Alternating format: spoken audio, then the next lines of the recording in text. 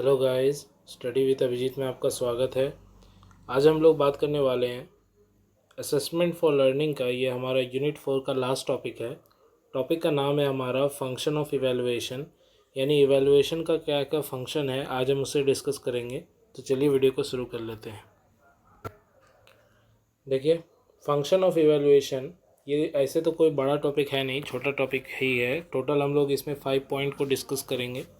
सबसे पहला पॉइंट जो हमारा है वो है evaluation enhances the quality of teacher, यानी जब हम इवैल्यूएशन करते हैं स्टूडेंट का तो कहीं ना कहीं जो टीचर का क्वालिटी है उसको भी इन्हेंस किया जाता है। कैसे?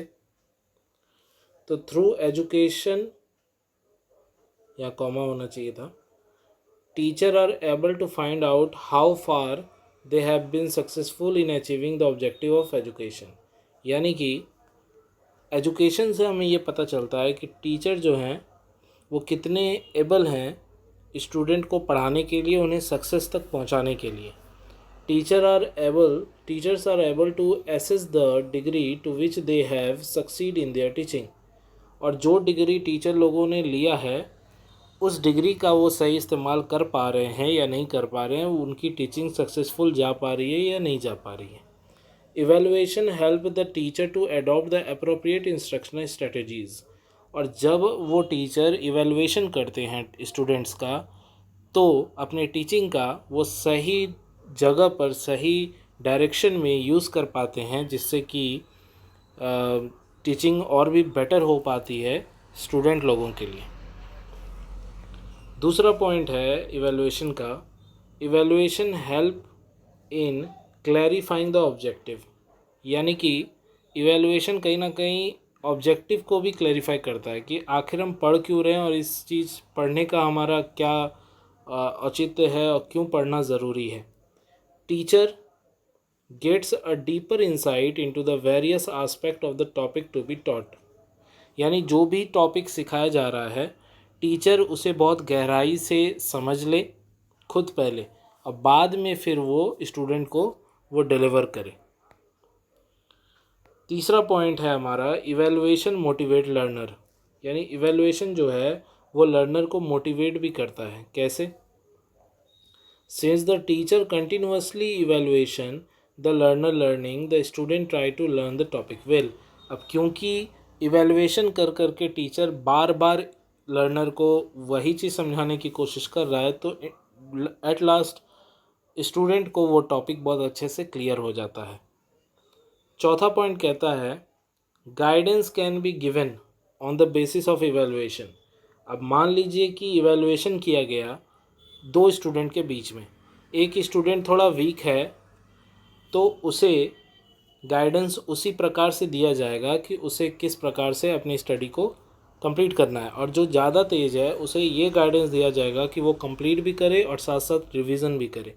तो डिपेंड करता है, गाइडेंस भी डिपेंड करता है इवैल्यूएशन पे। जब हम इवैल्यूएट करते हैं स्टूडेंट्स के बीच में, स्टूडेंट के योग्यता को पहचानते हैं, उनके खूबियों को जानते हैं, तब हम ज़्यादा अच्छे से बता सकते हैं कि उस स्टूडेंट को अभी क्या करना चाहिए। So evaluation makes the individual difference clear. तो इंडिविजुअली सबका इवैल्यूएशन करना ज़्यादा कारगर साबित होता है। Through evaluation specific difficulty of the learner can be identified and so evaluate help to give guidance. क्योंकि इवैल्यूएशन के ही मदद से हम स्पेसिफिक डिफ़िकल्टी जो किसी एक लर्नर को आ रही है किसी भी टॉपिक पे, वो हम आइडेंटिफाई कर पाते हैं और बाद में उसे इवैल्यूएशन के थ्रू, गाइडेंस के थ्रू उसे हम सॉल्व कर देते हैं एज अ टीचर।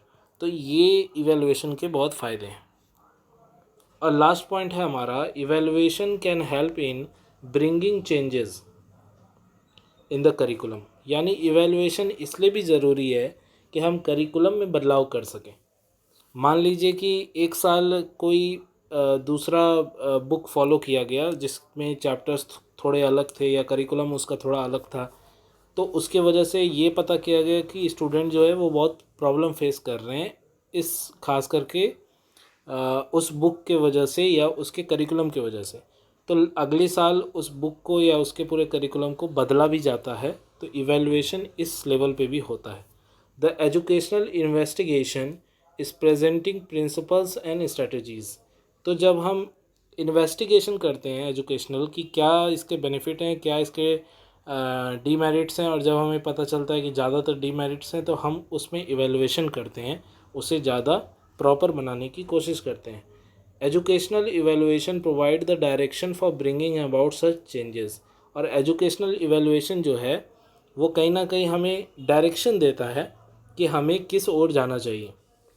बिना इवेलुएशन किए अगर आप कोई भी बदलाव करेंगे तो ज़रूरी नहीं कि वो सही साबित हो, ज़्यादातर वो गलत ही होगा।